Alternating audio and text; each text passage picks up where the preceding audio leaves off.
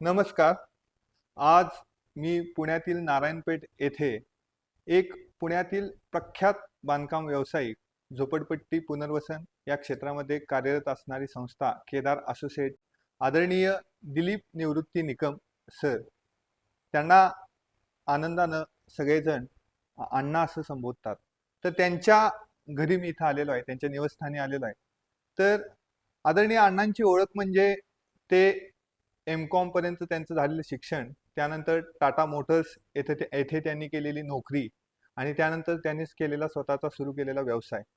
त्याचबरोबर त्यांचं वैशिष्ट्य म्हणजे ते स्वतः गेले 25 वर्ष योग साधक आणि त्यानंतर योग शिक्षक सुद्धा आहेत.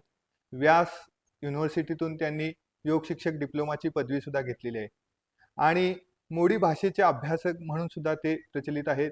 त्यांनी आत्ताच पूर्ण केलेला एक प्रकल्प भगवद्गीतेचे 700 श्लोकांचं लिप्यांतर मोडीमध्ये त्यांनी केलेलं आहे. अशा अनेक क्षेत्रामध्ये ते कार्यरत आहेत. सामाजिक क्षेत्रामध्ये लायन्स क्लबच्या माध्यमातून ते कार्यरत आहेत आणि अशा अण्णांची भेट घेण्यासाठी मी आज आलेलो आहे आणि आनंदाच्या शोधयात्रेमध्ये त्यांच्या आयुष्यातील आनंद काय असतो हे जाणून घेण्याचा मी प्रयत्न करणार आहे. तर नमस्कार अण्णा. नमस्कार. नमस्कार. तर आनंदाच्या शोधयात्रेच्या निमित्तानं आपण आज भेटतोय. तर माझा पहिला प्रश्न तुम्हाला असा आहे की मी तुम्हाला गेले अनेक दिवसांपासून ओळखतो, जाणतो. बरोबर. तर आपण निरंतर कार्यरत असता, होय. पहाटेपासून आपण निरंतर कार्यरत असता ते सायंकाळच्या अगदी झोपेपर्यंत. पहाटे 4 वाजता तुम्ही अगदी बरोबर. उठता बरोबर. आणि त्यानंतर तुमची योग साधना, Correct. त्यानंतर दिवसभर तुमची कर्म साधना, हो. रात्रीची तुमची ज्ञान साधना, अशा अनेक साधना तुम्ही करत असता. तर तुम्हाला ह्या निरंतर आणि सातत्यानं करत असलेल्या कामामध्ये तुम्हाला आनंद कसा मिळतो? मी एक वाक्य माझ्या मनाशी खूप वर्षापासून जपून ठेवलेलं आहे. कार्यमग्नता जीवन व्हावे, कार्यमग्नता जीवन व्हावे, मृत्यू हीच विश्रांती. म्हणजे माणसानं सतत कार्यमग्न राहावं. ज्याप्रमाणे मुंग्या सतत कार्यमग्न असतात आणि जेव्हा तुम्ही कार्यमग्न होता त्यामुळे निश्चितच तुमची वैयक्तिक सामाजिक प्रतिष्ठा वाढते, आर्थिक प्रतिष्ठा वाढते आणि तुम्हाला त्याची रिटर्न्स फळं हे ॲटोमॅटिक मिळत राहतात. म्हणजे केवळ तुम्ही कर्मण्यवाधिकारस्ते मा फलेषु कदाचन वगैरे सगळं माहिती आहे, मला बरंच काही मिळेल म्हणून मी काम करतो अशाला भाग नाही. तुम्ही सतत कार्यमग्न राहण्याची सवय लावून घ्या, चिकटे लावून घ्या आणि त्यातूनच तुम्हाला जर कार्यमग्नता साधलं तर तुम्ही दिवसभर एनर्जी ठेवून काम करू शकता. आता दिवसभर एनर्जी ठेवायची म्हटलं तर त्यासाठी तुम्हाला एनर्जी, तुमचं बॅटरी चार्ज होणं महत्त्वाचं आहे आणि ती चार्ज होण्यासाठी योग हा सर्वात उत्तम उपाय आहे. तुम्हाला सर्वांना माहिती आहे योगामध्ये आसन, प्राणायाम किंवा यम नियम, आसन, प्राणायाम, प्रत्याहार, धारणा, ध्यान, समाधी हे जे अष्टांग आहेत त्यामध्ये अत्युच्च आनंद मिळण्यासाठी शेवटचा जो समाधी हे आहे त्यासाठी तुम्ही योगाच्या मार्गांचा, त्यामध्ये तुमची प्रकृती उत्तम राहण्यासाठी आसनं करा, प्राणायाम करा. प्राणायामामुळे तुम्हाला प्राणशक्ती मिळते, एनर्जी मिळते, तुमची बॅटरी चार्ज होते आणि तुम्ही दिवसभर कितीही काम करू शकता. बरोबर. मित्र, मला आनंदाने सांगावं असं वाटेल, मी कधीही संध्याकाळी थकत नाही. आज सुद्धा मी भरपूर दिवसभर 12-15 तास व्यवस्थित काम करू शकतो. वयाच्या 74, मला वाटतच नाही की मी 74 वर्ष आहे म्हणून मला थकलं पाहिजे किंवा मला लवकर घरी येऊन झोपलं पाहिजे, आराम केला पाहिजे. मला आराम असावा असं कधी वाटतच नाही. बरोबर. म्हणजे it may be God gift किंवा परमेश्वरी देणगी असेल म्हणा किंवा पूर्वजांची काही पूर्वसंची असेल किंवा माझ्या आईवडिलांची पुण्य असेल की जेणेकरून मला अशी एनर्जेटिक शरीर मिळालंय, मन मिळालंय आणि मला एकंदर उत्साही वातावरण माझं राहतं आणि त्यात जो आनंद मिळतो तो सगळीकडे वाटण्यामध्ये. आपला जो प्रश्न आहे आनंद कसा मिळतो, तर कार्यमग्न राहण्यामधला जो आनंद आहे. बरोबर. आपली एखादी मधमाशी घ्या, सतत मध गोळा करत असते. मुंगी घ्या, सतत मुंग्या काम करत असतात कारण त्यांच्यात कार्यमग्नता असते. मग्न म्हणजे एखादं टोटल इन्व्हॉल्वमेंट आणि ती इन्व्हॉल्वमेंट तुमची ज्यावेळेला असते त्यावेळेला तुम्हाला आनंद मिळत असतो. मस्त मस्त. तुमची इन्व्हॉल्वमेंट हाच तुमचा आनंद आहे खरं म्हणजे. मग्नता राहणं, कार्यमग्न राहायला पाहिजे. तर याला जोडून मला असं विचारायचं होतं की तुम्ही योग साधनेचा उल्लेख केला, तर सातत्यानं 25 वर्षाहून अधिक काळ योग साधना करत राहणं. दुसरी गोष्ट, या योग साधनेमध्ये तुम्ही रविवारची ओंकार साधना ही सुद्धा कधी चुकवत नाही. राईट. तर ही सगळे योग साधना करत असताना हे सातत्य आणि त्यातून मिळणारा आनंद कसा असतो योग साधनेतला? कसं होतं, आपण ज्यावेळेला लोकांना काही शिकवायला जातो तेव्हा आपली स्वतःवरती नैतिक बंधनं निर्माण होतात, की मी यांना शिकवतोय म्हणजे मी गुरुजी म्हणजे मी दांड्या मारता कामा नयेत. नाहीतर विद्यार्थी येतात आणि ते निघून जातात, असं होतं कामा नये. शिक्षक म्हणून, आदर्श शिक्षक म्हणून मी वर्ग भरायच्या अगोदर 5-10 मिनिटं अगोदर गेलं पाहिजे आणि सतत सातत्य राहायला पाहिजे. यामुळे थोडंसं माझं स्वार्थी असा हेतू पण आहे. रोजच्या रोज शिकवायला जाण्यामध्ये माझं सातत्य राहतं. माझा नियमितपणा राहतो. मला त्याच्यामुळे असं कधी कंटाळा येत नाही. तर कधी जरी वाटलं, तरी मी उत्साहाने तरी जातो. कधी वाटलं नाही आज जर विश्रांती घ्यावी, तरी नाही. माझी कमिटमेंट आहे. कमिटमेंट. कमिटमेंट महत्त्वाची आहे. तुम्ही जी कमिटमेंट केली आहे माझ्या संस्थेबरोबर, आपण एखाद्या संस्थेला बांधिलकी असावं. बरोबर. एखाद्या संस्थेची बांधिलकी तुम्ही तशी माझी योग्य विद्या दाम या संस्थेची बांधिलकी आहे. वा. मी आज इथल्या बॉडीगार्ड बॉडीवरती आहे आणि बॉडीवरती असून शिवाय मी शिक्षक सुद्धा आहे. आणि माझा आदर्श मी जास्तीत जास्त चांगलं कसं शिकवीन, की मस्त. जेणेकरून माझ्या सगळ्या साधकांना ते पोचेल. म्हणजे त्यांच्या आरोग्यासाठी, त्यांच्या ह्याच्यामुळे माझा प्रयत्न असतो, की माझे सगळे साधक पूर्ण 1 तासभर हे माझ्या वर्गामध्ये त्यांचं मनाने आणि शरीराने असले पाहिजेत. वा. मी माझ्या साधकांना सांगायचो, तुम्ही जसं चप्पल बाहेर काढून देतो आपण, त्याप्रमाणे आपले सगळे प्रॉब्लेम, सगळ्या वरीच्या बाहेर काढून यायच्या आणि इथं पूर्ण मी माझं मन, माझं योगाभ्यास यामध्ये इन्व्हॉल्व व्हा. जेव्हा मी मगाशी जसं म्हटलं इन्व्हॉल्वमेंट ही महत्त्वाची आहे. आणि मग माझे जे साधक, माझे जे शिष्य लोक आहेत, जो काही महिला असतात, भरपूर महिला असतात, पुरुष असतात, तरुण मुलं असतात किंवा जसे आपल्यासारखे MPSC, UPSC करणारे विद्यार्थी असतात, त्यांना ते भरकटले सुद्धा असतात थोड्याफार प्रमाणामध्ये, की मला शांत चित्त लागत नाही, मला अभ्यास कॉन्सन्ट्रेशन होत नाही, सर मी काय करू? मग अशांसाठी आपला ध्यान वर्ग असतो. मग त्याला ओंकार साधना आहे. मग त्यांना त्राटक साधना पण आम्ही करून घेतो. अशा वेगवेगळ्या प्रकारच्या साधना रविवारच्या स्पेशल वर्गामध्ये करून घेतल्या जातात. बरोबर. आता रविवारचा पण स्पेशल वर्ग घेण्याची माझी कमिटमेंट का? तर त्यातून मलाही शिकायला मिळतं. बरोबर. किंवा रोज शिकवताना मी काय करतो, माझी धाटणी शिकवण्याची म्हणजे स्वतः करायचं आणि मग करून घ्यायचं. बरोबर. म्हणजे हात मागे बांधायचा आणि फक्त फेऱ्या मारून लोकांना सूचना देऊन करून घ्यायचं, ही माझी शिकवण्याची पद्धत नाही. मी स्वतः करतो. म्हणजे स्वतः रामदेव महाराजांना मी आदर्श मानतो तेवढ्या बाबतीमध्ये. वा. स्वतः बोलताना व्यायाम होतो, सूचना देताना व्यायाम होतो. आपण सांगताना त्याचे फायदे तोटे, त्या आसनाची पूर्ण माहिती बरोबर. आणि प्राणायामाची माहिती, प्राणायाम का करायचा, बेसिकपासून सांगायचं. बरोबर. हे कुठल्या ग्रंथातून आलेलं आहे, मस्त. कुठल्या ग्रंथामध्ये याचा बेस आहे, तिथून हे आत्तापर्यंत कसं आपल्यापर्यंत आलेलं आहे, ह्याचंही मी विद्यार्थ्यांमधनं विशद करत असतो. असं केल्यामुळे काय होतं, लोकांची इन्व्हॉल्वमेंट वाढते, त्यांना माहिती घेण्याची उत्सुकता निर्माण होते आणि नॅचरली त्यांचं योगाला येण्यामध्ये कल वाढतो. वा. मला आनंद यात मिळतो, की जास्तीत जास्त लोक योगाला यावेत. वा. मी जास्त चांगलं शिकवावं, की जेणेकरून जास्त लोकांनी माझ्या वर्गाला यावं. केवळ माझी प्रसिद्धी हवी असायला भाग नाही त्यामध्ये, परंतु मला शिकवण्याचा आनंद, मला सुद्धा माझ्या स्वास्थ्याचा मिळणारा आनंद आणि माझे साधक जेव्हा खुश होतात, जेव्हा मला म्हणतात सर आज छान झाला, आज एकदम मस्त व्यायाम झाला आपला, मला खूप छान वाटलं आज. जेव्हा दुसऱ्या दिवशी सुद्धा म्हणतात, की सर काल दिवसभर खूप छान गेला माझा, संध्याकाळी मला खूप एनर्जी होती, त्यावेळेला मला आनंद मिळतो, की बा माझे साधक माझ्या हां. साधकांच्या हो, आयुष्यात हो, हो. एखादा आनंदाचा क्षण येतो किंवा साधकांना जे समाधान होतं त्यातून योग शिक्षकांना होणारा आनंद हा हो, विलक्षण निश्चित. असतो आणि तो तुमच्या निश्चित, निश्चित, चेहऱ्यावरती निश्चित. नेहमीच दिसत असतो. हं. तुम्ही कामाचा व्याप प्रचंड आहे, होय. व्यवसायाचा उद्योगाचा व्याप प्रचंड आहे, पण हे सगळं करत असताना लायन्स क्लबच्या माध्यमातून सामाजिक कार्य आणि त्याचबरोबर आपल्या मित्रांसोबतचा सकाळचा कट्टा, त्यांच्याशी गप्पा, ह्यातून मिळणारा आनंद कसा असतो? कसं आहे माहिती आहे का, आपण जिथे जन्माला आलोय, आज समाजाने आपल्यावरचे खूप उपकार केलेले आहेत. वा. रोज वर्तमानपत्र देणारा माणूस आपल्याकडे येतो, रोज दुधाचं पिशवी घेऊन येणारा माणूस आपल्याकडे येतो.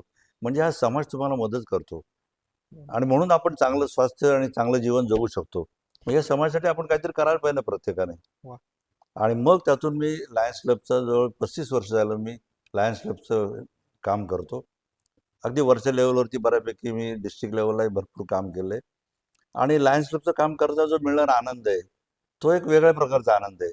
म्हणजे समजा आम्ही कॅटरॅक्टचे ऑपरेशन्स करतो, मोतीबिंदूचे ऑपरेशन करतो आणि ज्या वेळेला त्या मोतीबिंदूच्या ऑपरेशनचे डोळ्याला बँडेज केलेले पेशंट येतात आणि जेव्हा बँडेज काढलं जातं आणि त्यांचा डोळा चांगला होतो, तेव्हा लिटरली आमच्या पाया पडलेले आहेत.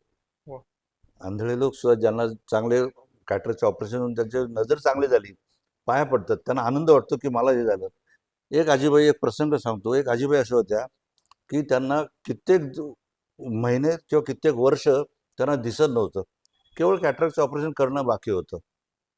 आम्ही तपासण्या केल्या. आम्हाला वाटलं जे कॅटरॅक्टचं ऑपरेशन ओके होऊ शकेल म्हणून. आणि मग त्याप्रमाणे तिचं कॅटरॅक्ट म्हणजे मोतीबिंदूचं ऑपरेशन आम्ही घडवून आणलं, केलं. तर त्या आजीबाईंना त्या सांगायच्या, "बाबांनो, मला पाणी पाहिजे असलं तर मला कोणी पाणी द्यायचं नाही. मी तांबे आपटायचे जागेवर बसून. कारण माझ्या डोळ्यात तुम्हाला दिसत नव्हतं. मी तांबे आपटायचे आणि मग जो कोणी जाता येता दिसला तर तो मला पाणी आणून द्यायचा आणि मला पाणी प्यायला मिळायचं. आणि तुम्ही लोकांनी माझं मोतीबिंदूचं ऑपरेशन घडवून आणलं. काही चार्ज आम्ही घेत नाही त्यांच्याकडनं. आणि मला डोळे आले, मला नजर आली. मी कधी तुमचे उपकार विसरणार नाही." बरोबर. म्हणजे इतके प्रसंग काही, की त्यातून जो आनंद आहे, की आपल्या सहकार्यामुळं, आपल्या कॉन्ट्रिब्युशनमुळं, आपल्या मदतीमुळं जर लोकांना खूप आनंद मिळत असेल, बरोबर. जीवनातला जो आनंद काही कारणाने ते गमावले असतील, वा. तर जर त्यांना मिळत असेल, तर आपण थोडासा हातभार लावायला काय हरकत आहे? मस्त, मस्त. खूप आणि बरं कसं, लायनिझममध्ये सगळ्यात महत्त्वाचं टाईम, टॅलेंट आणि ट्रेजर. तुम्ही तुमचा वेळ द्या. थोडाफार वेळ द्यावा लागतो. टॅलेंट द्या, तुमची बुद्धिमत्ता द्या बरोबर. आणि ट्रेजर द्या. तुमच्याकडे 4 पैसे एक्सेस असतील तर काही लोक असे करतात, की एखाद्या परमेश्वराला किंवा एखाद्या संस्थेला आपल्या धंद्यात पार्टनर करून घेतात आणि तो प्रॉफिट शेअरिंग त्यांना करतात. वा. त्याप्रमाणे आपला जो प्रॉफिट होईल किंवा आपलं जे उत्पन्न होईल, त्यातून काही शेअर हा समाजासाठी आपण द्यायला पाहिजे. वा. मस्त. आम्हाला लायनिझमसाठी खर्च करताना आनंद हाच मिळतो मला, किंवा हे पैसे सत्कारणी लागतात. सत्कारणी. कुठेतरी निश्चित. पैसे लोक खूप वेगळ्या मार्गाने उडवत असतात, संपवत असतात. परंतु अशा मार्गाने जो खर्च झालेला पैसा आहे, तो तुम्हाला दुपटीनं दामदुपटीनं तो परत येत असतो. तुमची भरभराट होत असते. तुम्हाला दुवा मिळत असतात. वा. निश्चित रूपानं अशा अनेकांच्या दुवा अण्णा तुम्ही घेत असता.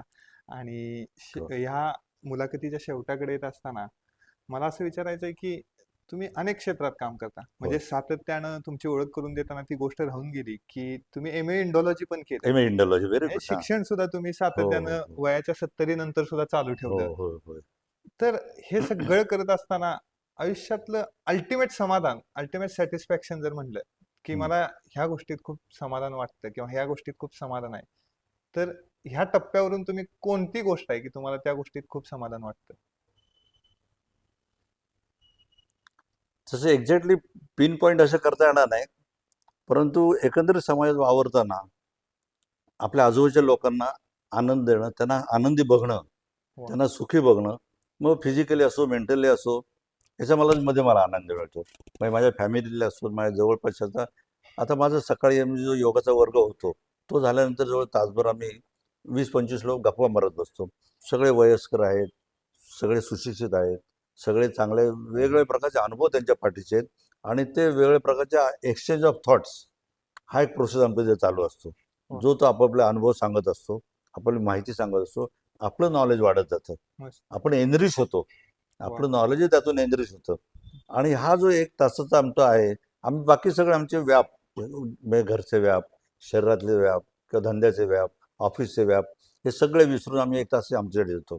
म्हणजे आपण बऱ्याच ठिकाणी तुम्ही कसं वागा म्हणून त्यात बऱ्याच लिस्ट असतात.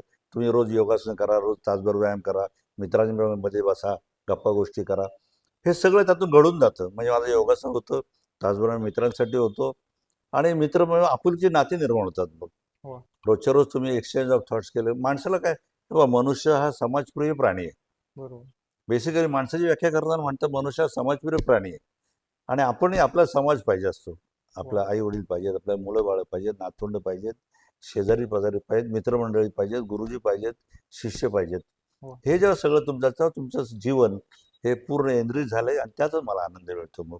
मस्त, मस्त. आज खरोखर आपली आनंदाची शोधयात्रा मोडीचं एका गीता महत्त्वाच्या गीता मोडीचं. आज आपल्या आनंदाची शोधयात्रा खरंच एका महत्त्वाच्या मोडवरती आहे असं वाटतंय. कारण अण्णांनी आपल्या आयुष्यामध्ये आर्थिक उन्नती तर साध्य केलेलीच आहे. पण त्याचबरोबर अण्णांनी एक सामाजिक उन्नती असेल, योग साधनेतली उन्नती असेल, आध्यात्मिक उन्नती असेल आणि हे सगळं करत असताना जसं गौतम बुद्धांच्या चेहऱ्यावरती एक स्मित हास्य असतं, तसं मला अण्णांच्या चेहऱ्यावरती आज एक नाही, नाही. स्मित हास्य नेहमीच दिसतं. तर हे हास्य टिकवत अण्णा सातत्यानं काम करतायत. आनंदाच्या आणि बाबतीत थोडंसं बोलतो. आनंदाच्या बाबतीत आणखी एक, आपण व्यवसाय करताना सुद्धा आनंद मिळवू शकतो. कसं, तर आम्ही जे काम, माझं जे काम आहे, आम्ही झोपडपट्टी पुनर्वसनाची कामं करतो. झोपडीमध्ये राहणाऱ्या माणसांना फ्लॅटमध्ये राहायची सोय करून दिली जाते. ते सुद्धा फुकट. त्यांना मोफत आम्ही त्यांना फ्लॅट देतो आणि त्यांना जीवनस्टाईल, जीवनमान त्यांचं बदललं जातं. त्यांचं राहणीमान बदललं जातं. आणि मग जेव्हा ते नवीन फ्लॅटमध्ये राहायला जातात आणि जेव्हा त्यांची मुलांची लग्न होतात, मला असा अनुभव आहे की एक आम्ही झोपडपट्टी स्कीम खूप पूर्ण केली, त्यांना पोझिशन दिली. 6 महिन्यांनी ते माणूस त्या झोपडीधारक ज्याला नवीन फ्लॅट मिळतो तो माझ्याकडे आला, मला पेढे घेऊन आला. म्हणे काय आज काय बाबा? नाही सर, तुम्हाला सांगतो, झोपडीत असताना माझ्या मुलीला बघायला कोणी येत नव्हतं. माझी लग्नाला उपवर झालेली मुलगी, तिला बघायला कोणी स्थळ येत नव्हती. मी जेव्हा फ्लॅटमध्ये गेलो राहायला, त्यावेळेला माझ्या मुलीला बघायला स्थळ आली. एक चांगला मी जावई शोधला आणि माझ्या मुलीचं लग्न झालं. त्याचं मी तुम्हाला पेढे आणून दिलेत. मस्त. खूप इतका आनंद मिळाला की आपण काम करता करता सुद्धा, म्हणजे जरी बिझनेस केला त्यातूनही जो वेगळा आनंद मिळतो आपल्याला, मस्त. की कोणाचं जरी कल्याण झालं आपल्यामुळे, तो हो. वेगळा आनंद असतो. मस्त. असे अनेक अनुभव, असे अनेक आनंद देणारे प्रसंग अण्णांच्या या पोठडीमध्ये. यामध्ये आपण यानंतर या मुलाखतीचा जो शेवट असणार आहे तो इथं होणार नाहीये. तर अण्णांनी अनेक गोष्टींचा संग्रह केलेला आहे. अण्णा पूर्ण जगामध्ये फिरलेत. त्यानंतर अण्णा एक कलेची आवड असणारं व्यक्तिमत्व आहे ते. ते फक्त व्यावसायिक नाहीये. तर त्यांना मोडी भाषेचे जो त्यांनी अभ्यास केला, त्यानंतर त्यांनी एक सातत्याने एक वर्षभर एका प्रोजेक्टवरती, एका प्रकल्पावरती काम करत होते. त्यांनी वर्षभरामध्ये भगवद्गीतेचे श्लोक लिहिले. संस्कृतमधल्या श्लोकांचं मोडी भाषेमध्ये त्यांनी लिप्यांतर केलेलं आहे. तर तो ग्रंथ सुद्धा आपण बघणार आहे. आणि त्याचबरोबर अण्णांनी ज्या अनेक ठिकाणी फिरत असताना, पर्यटन करत असताना ज्या वस्तूंचा संग्रह केला, त्या वस्तू सुद्धा आपण अण्णांच्या बरोबरच बघणार आहे. आणि त्यानंतर आपल्या मुलाखतीचा, तर आपण मुलाखतीच्या शेवटी म्हणाल्याप्रमाणे अण्णांच्या निवासस्थानी अण्णांनी अनेक गोष्टींचा संग्रह केलाय. त्या आपण मागे बघू शकत असाल, जे पोर्ट्रेट इथं काढलेलं आहे ते आंतरराष्ट्रीय ख्यातीचे जगदीश चाफेकर यांनी अण्णांचं काढलेलं विलक्षण असं पोर्ट्रेट आपण ऑइल बघू पेंटिंग. शकतो. ऑइल पेंटिंग बघू शकताय.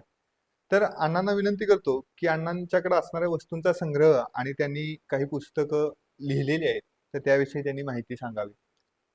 आता मी आदर्श स्थान समजतो माझ्या आईवडिलांना जास्त हे देतो. माझ्या आईवडिलांच्या वरती मी त्यांचा संपूर्ण जीवन प्रवास या पुस्तकामध्ये मी कव्हर केला आहे. 1-2 वर्षापूर्वी मी पुस्तक लिहिलं आहे आणि मी माझ्या सर्व नातेवाईकांना, त्यामुळे मग कुलवृत्तांत लिहिल्यासारखं आहे ते. तर आमच्या घराण्याची माहिती, माझ्या आईवडिलांची माहिती, आमच्या धंद्याची माहिती, एकंदरीत सर्व माहिती त्यामुळे कव्हर करून मी पुस्तक लिहिले.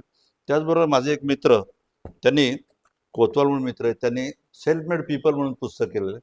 त्यामध्ये माझ्याबद्दल एक पूर्णपणे 15-20 पानांचा लेख त्यांनी त्यावेळी छापलेला आहे. त्याबरोबरच मी थोडं वेळ दाखवतो. मी जे 700 श्लोकांचं म्हणजे 700 श्लोकांच्या गीतेचं पूर्णपणे लिप्यंतर केलं आहे मोडीमध्ये. म्हणजे पहिल्यांदा संस्कृतमध्ये श्लोक, त्याच्या खाली मराठीमध्ये त्याचं भाषांतर आणि त्याच्यामध्ये खालच्या बाजूला मोडीमध्ये लिप्यंतर, अशा पद्धतीचा 1 वर्ष माझा जो प्रोजेक्ट चालू होता. तो सुद्धा ग्रंथ माझा खूप पाहण्यासारखा आहे. त्याबरोबर मी विविध ठिकाणी प्रवासाला जातो. इंडॉलॉजिकल असल्यामुळे मी कंबोडियाला गेलो आहे, युरोपमध्ये गेलो आहे. आणि कंबोडियाला तर आमची स्टडी टूरच होती, म्हणजे इंडॉलॉजीच्या माध्यमातून स्टडी टूर होती. त्याचंही मी काही दाखवणार आहे, बोलणार आहे. तर त्या विविध ठिकाणी मी काही युरोपमधनं काही वस्तू आणलेल्या आहेत, काही चायनामधनं वस्तू आणलेल्या आहेत. आणि आता ही गणेशाची मूर्ती एकसंध एका दगडातील मूर्ती असून ही मी आंध्रमधनं आणलेली आहे.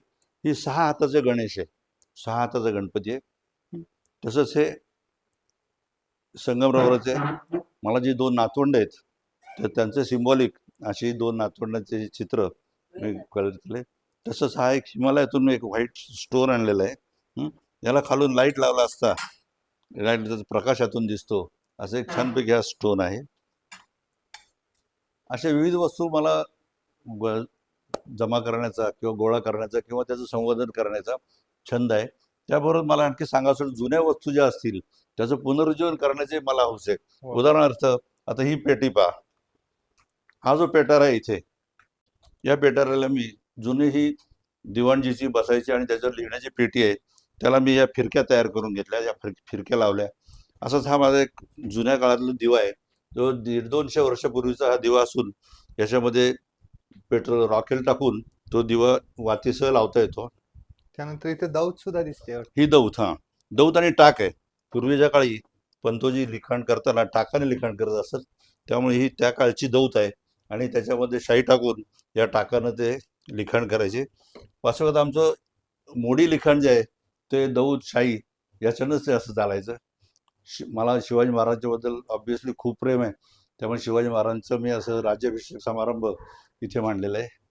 त्याबरोबर इथे आपल्याला जी पेंटिंग दिसतील, विविध चित्र, राजा रविवार, मला चित्रकलेची आवड आहे. मी चित्र केलेली आहेत, मूर्ती काढलेल्या आहेत, रांगोळ्या काढलेल्या आहेत, विविध परिसर मिळवले आहेत. तर त्यामुळे राजा रविवर्माची पेंटिंग मी इथं केलेली आहेत. त्यातलं हे जे शेवटचं हे हळदणकरांचं चित्र आहे, त्यांनी काढलेलं पेंटिंग आहे. बाकी रविवर्मांची चित्र आहेत सगळी.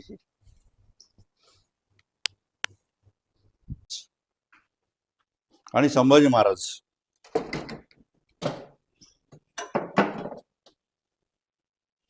असे चित्र आहेत. त्यांच्यासाठी त्यांचे घोडे पण खाली सज्ज आहेत. दरवाजामध्ये आमच्या गाय वासरू लावले. तसं इकडल्या बाजूला आपली जुनी ऐतिहासिक जातं किंवा सट, विविध कंदील, अशा जुन्या अँटिक वस्तू, मुसळ आहे, अँटिक वस्तू मी जपून ठेवलेल्या आहेत. स्टडी टूरसाठी गेलो होतो कंबोडियामध्ये. अंकोरवाट येथे 500 एकरवरती हिंदूंचं जगातलं सर्वात मोठं हिंदूंचं टेम्पल, जे विष्णूचं आहे, ते मंदिर हे आहे इथं. हे नाईफ पेंटिंग आहे आणि हे फक्त ब्लॅक अँड व्हाईटमध्ये, परंतु त्याला डेप्थ इतकी छान दिलेली आहे. हे मी पेंटिंग कंबोडियामधून आणलेलं आहे. अप्रतिम असं हे ऑइल पेंटिंग आहे. त्याचबरोबर हे सुद्धा, हे पेंटिंग पण कंबोडियामधून आणलेलं आहे. हे एम्बॉस केलेलं असं पेंटिंग आहे. याच्यामध्ये हा अर्जुन, हा त्यांच्याकडच्या मायथॉलॉजीमधला अर्जुन, हा युद्धाला चाललेला आहे असं हे मायथॉलॉजीमध्ये त्यांच्या कंबोडियातल्या याच्यावरती, मंदिरांच्यावरती असलेलं कोरीव शिल्प. अशा प्रकारच्या अंकुरवाट मंदिरामध्ये अशा प्रकारच्या 1000 अप्सरा ह्युमन साईजच्या, विविध प्रकारच्या त्यांच्या हेअरस्टाईल आणि वेशभूषा अशा असलेल्या 1000 अप्सरा त्या कंबोडियाच्या मंदिरामध्ये मूर्ती रूपाने कोरून ठेवलेल्या आहेत. माझ्या छंदाबरोबर मला ही एक जुनी पेटी, ही कोकणामध्ये वेंगुर्ला मिळाली. हिला 100-200 वर्षाचं आयुष्य असेल. हे सगळे त्याला पितळेचे हे बांध आहेत. मग मी त्याला थोडंसं डेकोरेटिव्ह करून आणि त्याच्यावरती लेख पण लिहिला होता, ऐतिहासिक पेटारा मिळतो तेव्हा, आणि मी त्या पेटाराची पूर्णपणे माहिती डिस्क्लोज केली होती. त्यावेळेला इथे असं हायड्रॉलिक्स वगैरे बसवून आणि इथे आरसा लावून त्यामध्ये मी इथे तलवारीवर डिस्क्लोज करतो, डिस्प्ले करत असतो. तसंच आता इथे हे आमच्या वडिलांनी जवळजवळ एक 60-70 वर्षापूर्वी आम्हाला किल्ल्यासाठी, दिवाळीच्या किल्ल्यासाठी शनिवारवाड्याचं प्रतिकृती तयार केली, ती मी प्रिझर्व केली आहे. आणि त्याबरोबर ही लाकडाची घरं, मंदिरं वगैरे पण आम्ही खेळत होतो, ती सगळी प्रिझर्व करून ठेवलेली आहेत.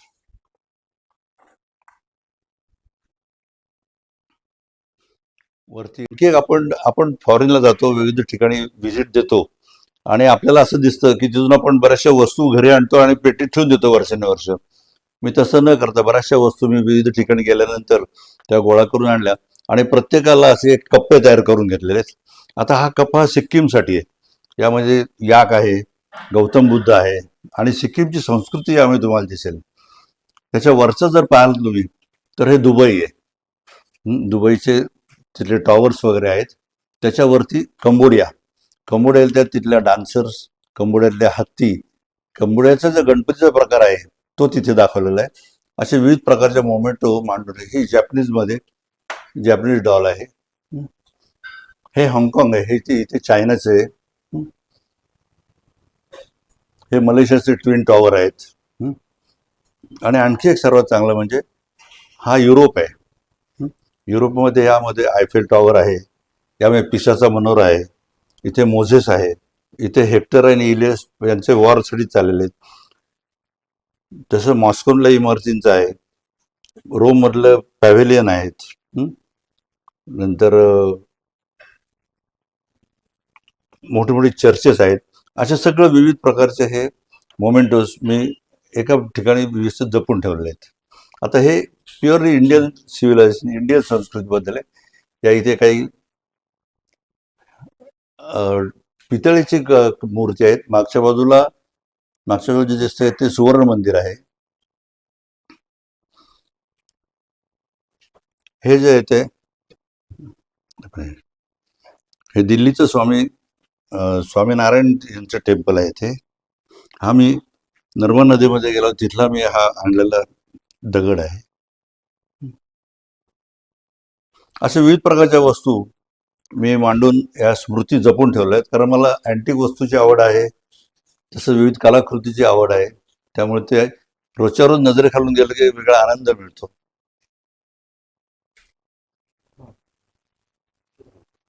तर आपण आज अशा अनेक नानाविध कला, नानाविध छंद जोपासत आपलं कार्य, आपला व्यवसाय, आपली योग साधना अशा अनेक गोष्टी करत माणूस कसा आयुष्यामध्ये आनंद घेऊ शकतो याचं मूर्तिमंत उदाहरण आदरणीय दिलीप निकम सर आहेत, अण्णा आहेत. तर यांची भेट म्हणजे आज आपल्या आनंदाच्या शोधयात्रेला खऱ्या अर्थानं आनंद कसा घेता येतो, जगता येतो ही दाखवणारी आजची मुलाखत होती. धन्यवाद आदरणीय धन्यवाद, अण्णा. धन्यवाद, धन्यवाद. असेच मलाही तुमचे बोलायला आशीर्वाद संधी मिळाली. धन्यवाद, खूप छान. सर. धन्यवाद.